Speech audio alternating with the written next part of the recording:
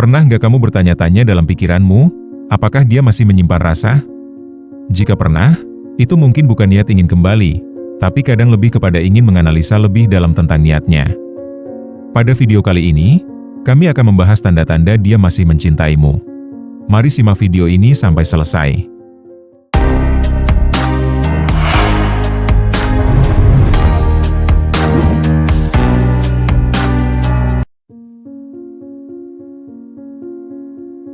Pernah nggak sih kamu tiba-tiba kepikiran mantan kekasih yang dulu pernah jadi segalanya? Meski sudah sangat lama berpisah, ada momen-momen kecil yang bikin kamu bertanya-tanya, apa dia masih punya rasa? Entah dari cara dia menatapmu saat tak sengaja bertemu, atau dari pesan singkat yang muncul tiba-tiba di tengah malam. Kadang, cinta yang tersisa tak selalu terlihat jelas, tapi bisa terasa lewat sikap yang tak biasa. Dalam dunia psikologi, cinta yang belum selesai sering meninggalkan jejak emosional yang sulit dihapus. Bahkan ketika kata "selesai" sudah terucap, hati belum tentu sepenuhnya ikut mengakhiri. Kalau kamu jeli, sebenarnya ada tanda-tanda halus yang bisa jadi bukti bahwa dia masih menyimpan rasa kepadamu, meski tak lagi terang-terangan. Di video ini, kita akan membongkar beberapa tanda psikologis yang bisa mengungkap apakah dia masih mencintaimu. Ini bukan sekadar asumsi, tapi berdasarkan perilaku yang sering muncul tanpa disadari. Langsung saja, simak videonya sampai selesai. Yang pertama, dia masih ingat hal-hal kecil tentangmu. Secara psikologis, orang yang mencintai kita cenderung menyimpan detail kecil tentang kita, yang bahkan kita sendiri lupa. Misalnya, dia masih ingat kamu alergi makanan laut, suka minum susu pakai es, atau lagu favoritmu saat masa SMA.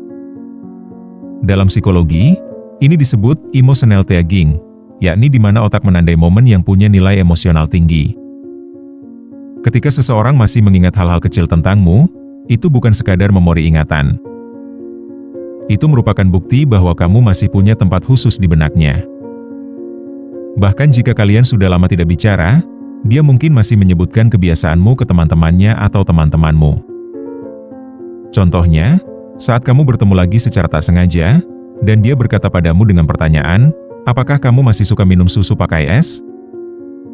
Itu bukan basa-basi dan juga bukan terpaksa menyapa, tapi itu sebenarnya sinyal bahwa kamu masih hidup di pikirannya. Yang kedua, masih peduli dengan kehidupanmu, meski dari jauh. Cinta yang tulus tak selalu hadir dalam bentuk interaksi langsung. Kadang, dia hanya mengamati dari jauh, seperti melihat story Instagrammu, bertanya diam-diam lewat teman, atau sekadar memastikan kamu baik-baik saja.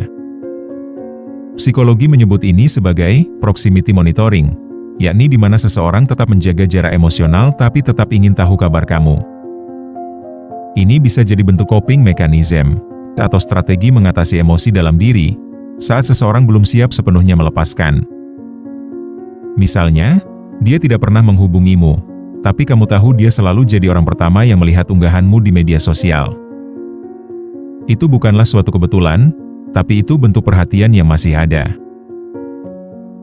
Yang ketiga, masih membandingkan orang lain dengan dirimu. Jika dia sering menyebut namamu dalam obrolan bersama orang lain, atau membandingkan orang baru denganmu, itu pertanda dia belum sepenuhnya move on. Psikologi menyebut ini sebagai idealization bias, yakni di mana seseorang menilai masa lalu sebagai standar ideal.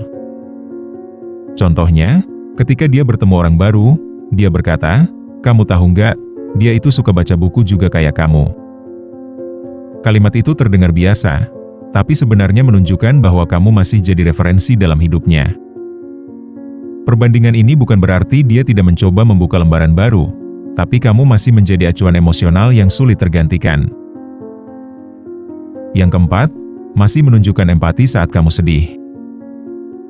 Salah satu indikator cinta yang paling kuat adalah empati. Jika dia masih menunjukkan kepedulian saat kamu sedang terpuruk, meski kalian sudah tidak bersama, itu bukan sekadar simpati, tapi bentuk keterikatan emosional. Dalam psikologi, ini disebut empathy concern, yaitu dorongan alami untuk membantu orang yang kita cintai merasa lebih baik. Bahkan jika dia tidak bisa berbuat banyak, kehadiran atau kata-kata darinya bisa jadi pelipur lara. Misalnya, Saat kamu kehilangan seseorang, dan tiba-tiba dia mengirim pesan kepadamu kalau dia turut prihatin dan menawarkan diri untuk mendengarkan curhatan atau ceritamu. Itu bukanlah sekadar basa-basi, tapi itulah cinta yang sebenarnya masih hidup dalam benaknya. Yang kelima, dia sulit menjalin hubungan baru yang serius. Jika dia sering menjalin hubungan dengan orang baru tapi tak pernah benar-benar serius, bisa jadi karena hatinya belum sepenuhnya lepas dari masa lalu. Psikologi menyebut ini sebagai emotional unavailability, yakni ketika seseorang belum siap membuka diri karena masih terikat dengan kenangan lama. Contohnya, dia sering dekat dengan orang baru, tapi entah kenapa selalu berakhir tanpa komitmen. Bisa jadi, dia masih membandingkan semuanya denganmu, atau belum bisa membayangkan masa depan tanpa bayanganmu. Ini bukan tentang kamu menjadi penghalang di hubungan barunya, tapi tentang dia yang belum selesai dengan perasaannya sendiri. Yang keenam, masih menyimpan barang atau kenangan bersamamu. Barang-barang yang punya nilai emosional sering jadi simbol keterikatan. Jika dia masih menyimpan hadiah darimu, foto bersama, atau bahkan chat lama di ponselnya, itu bukan karena lupa membuang, tapi karena belum siap melepaskan. Dalam psikologi ini disebut sebagai sentimental attachment, yakni ketika otak kita cenderung menyimpan benda yang punya makna emosional sebagai cara mempertahankan koneksi dengan masa lalu. Misalnya, dia masih memakai jam tangan yang kamu berikan, atau masih menyimpan hadiah lomba yang kalian dapati saat menang lomba bersama. Itu bukan sekadar benda dengan fisik yang utuh, tapi itu adalah pengingat akan rasa yang pernah ada. Yang ketujuh, masih menunjukkan rasa cemburu secara tersirat.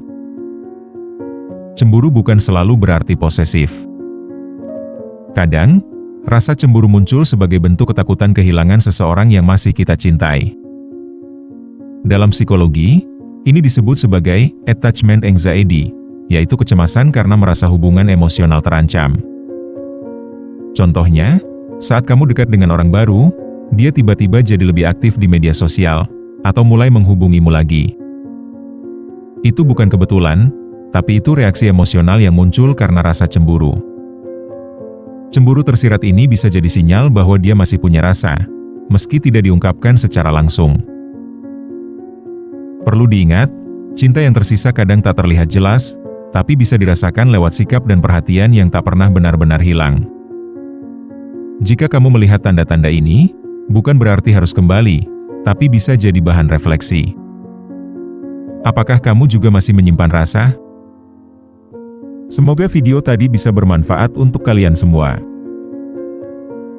Jangan lupa like dan subscribe, serta share ke teman atau media sosial. Sampai jumpa di video berikutnya.